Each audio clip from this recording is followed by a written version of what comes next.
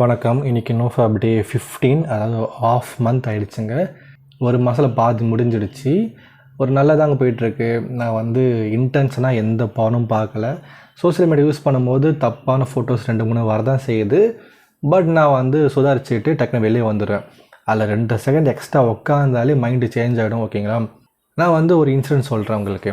என்ன அப்படின்னா, நான் ஒரு போன வருஷம் கிட்ட வந்து ஜூன் மாதமோ ஆகஸ்ட் மாதமோ பார்த்தீங்கன்னா ஒரு 45 டேஸ் கிட்ட வந்திருந்தேன். அப்போ எனக்கு அட்ஜஸ்ட் வந்து அதிகமாக ஆகிட்டே இருந்தது. அப்போ எனக்கு ஒரு பேட் ஹேபிட் ஒன்று இருந்தது. என்னென்னா பான் பார்க்கறது தான். நோஃபேப்பில் இருக்கும்போதே பான் பார்ப்பேன். பட் எனக்கு ரொம்ப பேட் ஹேபிட் என்ன ஆகிடுச்சுன்னா, இந்த பான் நிறைய கேட்டகரி இருக்குது இல்லையா, அதில் மாம் சன் அப்படின்னு ஒரு கேட்டகரி ஒன்று இருக்குது. அது வந்து ரொம்ப பயங்கரமாக இருக்கும். எனக்கு ரொம்ப அடிக்ட் ஆகிடுச்சு. அந்த கேட்டகரி ரொம்ப அடிக்ட் ஆகிடுச்சு எனக்கு. நான் எப்போ பான் பார்த்தாலுமே அந்த கேட்டகரி தேடி தேடி பார்த்துட்டே இருப்பேன். இது என்னுடைய சப்கான்ஷியஸ் மைண்டில் வந்து போய் ஆழமாக பதிஞ்சிச்சு. வீட்டில் இருக்கும்போது எங்கள் அம்மாவை வந்து தப்பாக நினைக்க தோணுது, எங்கள் அக்காவை தப்பாக நினைக்க தோணுது. நம்ம யாருக்கெல்லாம் தப்பாக நினைக்கவே கூடாதோ அவங்கெல்லாம் தப்பாக நினைக்க தோணுது. இது சப்கான்ஷியஸாக நடந்துகிட்ருக்கு. நான் ரொம்ப சின்ன பையனாக இருக்கும்போது காலேஜ் படிக்கணும்னு பார்த்தீங்கன்னா, என் கனவில் என்னோடய சொந்தக்காரங்க, எங்கள் வீட்டில் இருக்கக்கூடிய அம்மா அக்கா யாராச்சும் வந்தாலே டக்குன்னு வந்து நான் அதை ஆட்டோமேட்டிக்காகவே அது வேணாம், அது அசிங்கம்னு சொல்லிட்டு நானே அவாய்ட் பண்ணிவிடுவேன். ஓகேங்களா? அந்த ஒரு ரெசிஸ்டன்ஸ் வந்து என்கிட்ட இருந்தது. ஒரு தப்பான ஒரு ரிலேஷன்ஷிப்பை வந்து என் மைண்டு வந்து கொண்டு வந்தது அப்படின்னா ஆட்டோமேட்டிக்காக ரெசிஸ்ட் பண்ணிவிடுவேன். ஆனால் இப்போது இந்த ஏஜில் 26ல் அம்மா கூட சிஸ்டர் கூட தப்பாக இருக்கணும்னு சொல்லிட்டு சப்கான்ஷியஸாகவே அது வருது. ஆனால் என்னால் அது ரெசிஸ்ட் பண்ணவே முடியல. இது தப்புன்னு சொல்ல முடியல. ஏன்னா அந்த அளவுக்கு அடிக்ட் ஆகிட்டு இருக்குது மைண்டு. ஓகேங்களா? நம்ம என்ன பார்க்குறோமோ அது சப்கான்ஷியஸாகவே போய்ட்டு ரிஜிஸ்டர் ஆகிடுது. ஓகேங்களா? அப்போ தான் ரொம்ப புரிஞ்சுக்கிட்டேன் இது தப்பான விஷயம் அப்படின்னு.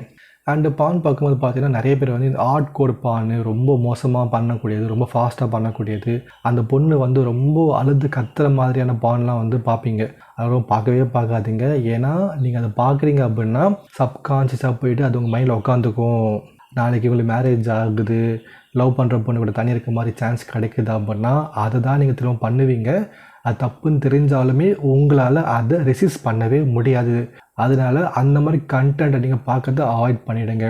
ஸோ அதுக்கப்புறமே நான் என்ன மாற்றினேன் அப்படின்னா, இந்த பான்லேயே ரொம்ப சாஃப்டாக ஒரு கப்புள்ஸ் ஸ்கூலில் ரொம்ப சாஃப்டாக பண்ணுவாங்க இல்லையா, அந்த மாதிரி நான் வந்து பார்க்க ஆரம்பித்தேன். ஒரிஜினலாக ஒரு மேரேஜ் ஆன கப்புள்ஸ் என்ன பண்ணுவாங்களோ சாஃப்டாக ஸ்லோவாக பண்ணுவாங்க இல்லையா, அது மாதிரி நான் பார்க்க ஆரம்பிச்சிட்டேன். அப்படி பார்க்கும்போது நம்மளுக்குமே வந்துட்டு அது தப்புன்னு தோணாது. தப்புன்னு தோணாதுக்கு என்ன அர்த்தம்னா, நாளைக்கு நம்மளுக்கு மேரேஜ் ஆனாலுமே நம்மளும் இதே மாதிரி தான் நம்ம பண்ண போகிறோம் இல்லையா. ஸோ அந்த அது தப்பு கிடையாது நான் சொல்ல வரேன்.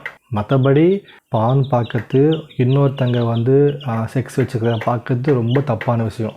அண்ட் இன்னொன்று சொல்ல வரேன், நீங்கள் அதிகமாக பான் பார்த்துட்ருக்கீங்க, அதிகமாக 18+ கண்டென்ட் அந்த கன்சியூம் பண்ணிக்கிட்டே இருக்கீங்கன்னா நாளைக்கு நீங்களுமே அந்த கேவலமான விஷயத்த பண்ணலான்னு உங்களுக்கு தோணும். ஏன்னா எனக்கு தோணிருக்கு, அதை நான் சொல்கிறேன். ஸோ முடிஞ்ச அளவுக்கு அந்த போனோகிராஃபியை வந்து 18+ கண்டென்ட்டை வந்து மோஸ்ட்லி அவாய்ட் பண்ணிவிடுங்க. நல்ல நல்ல விஷயங்களை மட்டுமே பாருங்கள், ஆக்கப்பூர்வமான செயல்களை மட்டுமே பண்ணுங்கள். சேனலை சப்ஸ்கிரைப் பண்ணுங்கள். இதுவுமே ஆக்கப்பூர்வமானதாக நல்ல விஷயம் தேடி போகும்போது அது நல்லதாக பண்ணுங்கள். ஒரு 50 சப்ஸ்கிரைபர் வந்தீங்க அப்படின்னா நம்ம லைவ் போடலாம், மார்னிங் வந்து லைவ் போடலாம். ஓகேங்களா? சப்ஸ்கிரைப் பண்ணிக்கோங்க. வாட்ஸ்அப் குரூப்போட லிங்க் வந்து கீழே கிளிக் பண்ணி ஜாயின் பண்ணிக்கோங்க. டே 15 வந்தாச்சு. நம்ம ஆல்ரெடி வந்து ஒர்க் அவுட் பண்ண ஆரம்பிச்சிட்டோம். நம்ம வந்து அந்த எனர்ஜியை வந்து ட்ரான்ஸ்மிட் பண்ணணும் இல்லையா, அதுக்காக ஒர்க் அவுட்டே பண்ணுறேன். ஸோ நீங்களுமே அந்த எனர்ஜி வந்து ட்ரான்ஸ்மிட் பண்ணுங்கள். இல்லைனா வந்துட்டு அது என்றைக்காக இருந்தாலுமே அது ரிலீஸ் ஆகிடும். அந்த எனர்ஜி இன்க்ரீஸ் ஆக அது நீங்கள் டிக்ரீஸ் பண்ணிக்கிட்டே இருங்க. ஒர்க் அவுட்டு, க்ரியேட்டிவிட்டி, ஏதாவது ஒரு வேலை பார்க்குறது, ஏதாவது ஒன்று பண்ணிக்கிட்டே இருங்க. சும்மா மட்டும் இருக்கவே இருக்காதீங்க. நம்ம ஒரு கனவு நோக்கி போயிட்டுருக்கோம். என்னோடய கனவு வந்து பணம் சம்பாதிக்கிறது.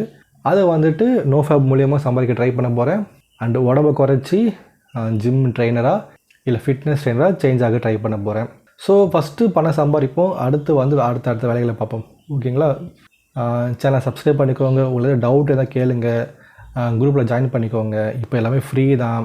நான் வந்து 3 மாதம் அப்புறமேட்டு தான் 100 நாள் வந்ததுக்கு அப்புறமேட்டு காசு கேட்பேன். ஸோ கவலைப்படாதீங்க, போய் ஜாயின் பண்ணி உங்கள் டவுட் எல்லாம் கிளியர் பண்ணிக்கோங்க. ஓகே ஃப்ரெண்ட்ஸ், நாளைக்கு பார்க்கலாம். பாய்.